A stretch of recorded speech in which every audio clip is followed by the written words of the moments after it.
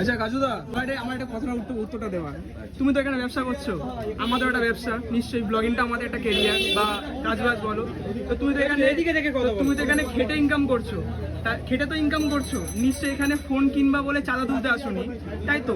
তাহলে এই কথাটা তোমার মাথাতে কি করে আসলো? হ্যাঁ, এবার তুমি বলতে পারো যে আমার এখানে ব্লগিং করতে গেলে বা আমার ফেস ভ্যালু নিতে গেলে আমাদের কিছু পে করতে হবে। তাতে তুমি বলতে পারো যে তোমার যে যা পারো আমাকে কিছু দাও, সাহায্য করো, কারণ আমার আর্থিক অবস্থা খুবই খারাপ। তো তার জন্য যে 500 টাকা করে যে তুমি যে দাবিটা করছো, কতজনের ব্লগারদের সামর্থ্য রয়েছে সেটা একটুখানি আমাকে বলো, যে এই কথাটা হুট করে তোমার মাথাতে কেন আসলো? তোমার কি মনে হয় সবাই দিতে পারবে? তো একটা কথা তোমাকে আমি বলি যে আমার নিয়ে অনেকজন রোজ করে, অনেকজন অনেক কিছু করে, তোমরা জানো। একদম করে তো, যার ফেস ভ্যালু থাকে তাকে নিয়ে সবাই অনেক রকম ভিডিও করে হ্যাঁ। তাহলে অনেক টাকা আমার দিয়ে কামাচ্ছো। তাহলে যারা রোজ আমি করছে, বলছি না যে আমার দিতে হবে অত টাকা আমি তো চাইনি।